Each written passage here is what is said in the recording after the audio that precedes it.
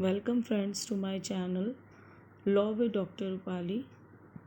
Today I am going to explain you next topic of jurisprudence, which is rights and duties. First of all, we will see what's the meaning of right, legal and the moral rights. According to the Oxford English Dictionary, the right mean the standard of permitted action within a certain sphere. As a legal term, it means the standard of permitted action by law. Such permitted action of a person is known as his legal right.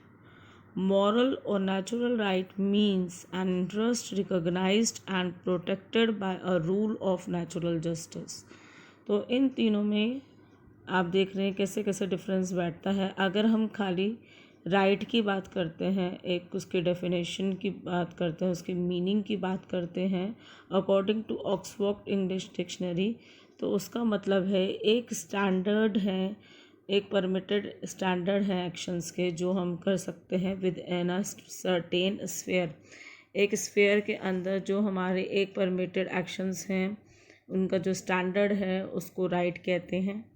As a legal term, जब ये legal term में right को हम define करते हैं तो जो भी स्टैंडर्ड परमिटेड एक्शन होते हैं बाय लॉ, जो बाय लॉ डिफाइंड हैं परमिटेड एक्शन, उनको अगर किसी पर्सन के पास होते हैं तो उस पर्सन के वो लीगल राइट्स बन जाते हैं. मॉरल और नेचुरल राइट में क्या डिफरेंस है? मॉरल और नेचुरल राइट वो इंटरेस्ट हैं जो रिकॉग्नाइज्ड हैं, प्रोटेक्टेड हैं by a rule of natural justice. जब by a rule of natural justice they are protected then they are called moral rights. if they are permitted action by law then they are called legal rights, or normally these the standard which are permitted within a certain sphere, it's simply a right. Now we will see what's the definition of right.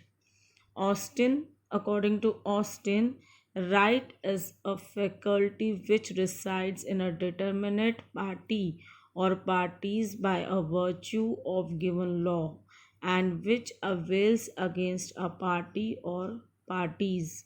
यहाँ पर जो भी हम inverted commas में definition लिखते हैं वो as it is होती है किसी भी जूरिस्ट की, तो हम इसको एज इट इज़ पढ़ेंगे जो उन्होंने डेफिनेशन दी थी.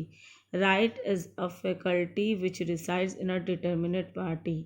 राइट एक ऐसा फैकल्टी पोजीशन है किसी पर्सन की जो एक उसको डिटरमाइन करती है पार्टीज़ को, और एक वर्च्यू ऑफ लॉ के थ्रू, मतलब जो गिवन बाय लॉ हैं, और which avails against a party, जो हमें दूसरी पार्टी की तरफ ले जाती है अगेंस्ट अ पार्टी और parties an answer of doing a duty lying on a party और a parties other than the party और parties on whom it resides.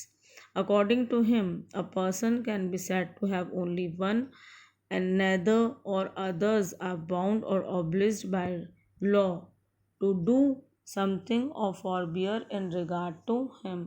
मतलब कुछ करना या किसी बात से रोकना जो हमें लॉ में बताया गया है. दीज आर द राइट्स जो हमें अपने लिए प्रोटेक्ट करने हैं, और कुछ ऐसे राइट्स हैं हमें दूसरों की तरफ प्रोटेक्ट कराते हैं या फॉरबिड करते हैं कि हमें ये करना चाहिए या तो नहीं करना चाहिए.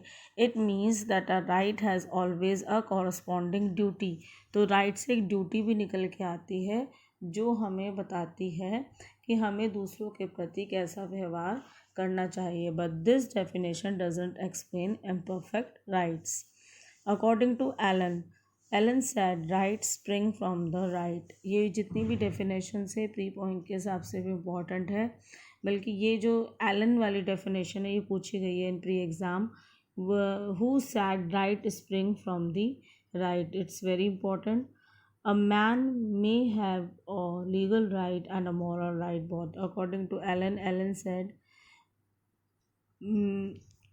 जो राइट्स होते हैं वो लीगल एंड मॉरल राइट्स दोनों होते हैं. The moral rights influence the legal rights in determining the conduct and all the action. जो मॉरल राइट्स हैं वो इन्फ्लुएंस करते हैं लीगल राइट्स को, कंडक्ट को डिटरमाइन करने में और सारे एक्शंस को डिटरमाइन करने में, which are protected and sometimes to be prohibited. Protected भी होना चाहिए और प्रोहिबिटेड भी होने चाहिए, क्योंकि कहीं जगह प्रोटेक्टेड है और कहीं जगह प्रोहिबिटेड है। According to Holland, Holland defines legal right as the capacity residing in one man of controlling, with the assent and the assistance of the state, the actions of the others. Holland ने इसको एक legal right में define किया है as the capacity residing in a one man of controlling. एक ऐसी capacity दे देता है विद इन अ मैन कि वो कंट्रोल करता है जो भी उसको एसेंट है, असिस्टेंस है of the state, the actions of the others. ठीक है, it's clear from the above definition the Holland follows the definition given by the Austin. यहाँ पर हॉलैंड ने जो डेफिनेशन दी है वो ऑस्टिन के अकॉर्डिंगली ही है, क्योंकि एक ड्यूटी बनती है हमारी एक स्टेट के प्रति, दूसरे पर्सन्स के प्रति, कि हम कंट्रोल करें उन जो भी हमारे एक्शंस हैं उनको, जिससे कि एक स्टेट प्रॉपर वे में परफॉर्म हो सके, which we are bound to do something और to forbid the others from doing something.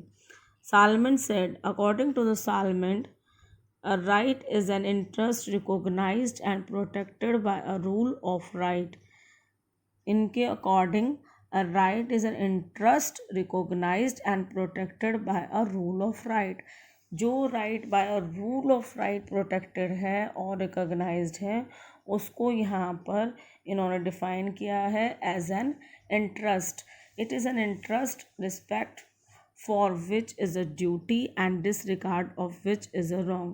अगर हम कोई राइट परफॉर्म करते हैं वो एक इंटरेस्ट की तरह है, और अगर उसको हम परफॉर्म करते हैं that is a duty, and अगर हम उसको डिसरिगार्ड करते हैं it will be a wrong. Respect is a duty and disregard is a wrong. The main elements of Salmond definitions are, इनके जो डेफिनेशन से मेन एलिमेंट्स निकल के आए वो क्या थे? दो थे. A rule of right means a rule of law और which is a judicially enforceable. जो भी रूल है राइट का वो रूल ऑफ लॉ बोला जाएगा, और which is judicially enforceable, that is the right which is judicially enforceable is a right. And second one, right is an interest. Right को एक इंटरेस्ट के फॉर्म में डिफाइन किया है, which is essential to element, essential element to constitute a right. According to Diggett and Kelson, according to Diggett, no one has any other right other than always to do his duty. According to Diggett, he says a person is having a right just to perform his duty, no other right he had. According to the Kelson, there is no such conception as a right in law. According to Kelson, he said there is no such conception as a right in law. मतलब इन्होंने दोनों ने ही इसकी negative ideas of rights को define किया. According to Duguit, he said there is no such duty other than to perform other than the right, and no one has any other right other than always to perform his duty. मतलब अगर a person is performing a duty, it's his right. And according to Kelson, there is no such conception as a right in law. तो ये दोनों jurist की जो definition है, these are going towards the negative ideas of the rights. Now we will see one case. उसके द्वारा supreme court ने define किया था what is right. A case by Indian supreme court, state of Rajasthan versus union of India, AIR 1977, supreme court 1361, page number. The Supreme Court observed, in strict sense, legal rights are correlative of legal duties and are defined as interest which the law protects by imposing corresponding duties on the other. जैसे salmon ने ऊपर एक interest के द्वारा right को define किया है, correlative बताया है, ड्यूटी की बात की है, यहाँ पर सेम सुप्रीम कोर्ट ने ऑब्जर्व किया है, स्ट्रिक्ट सेंस में बोला है कि legal rights are correlative of legal duty, correlative हैं आपस में legal rights and legal duties and are defined as interest, और ये एक इंटरेस्ट की तरह डिफाइंड है which constitute a major element of the right and also protects by imposing corresponding duties on others, और अपने आप पे ही नहीं दूसरे पे ही ये इम्पोज करता है duties, but in generic sense में सुप्रीम कोर्ट ने कैसे डिफाइन किया है, the word right is use to mean an immunity from the legal power of another. Right क्या है, एक इम्यूनिटी है from the legal power of another. So this is all about right. We will continue further. Thank you guys for watching the video. Please subscribe my channel, like and share, and don't forget to press the bell icon for future notification. And you can join me on Telegram too. Thank you.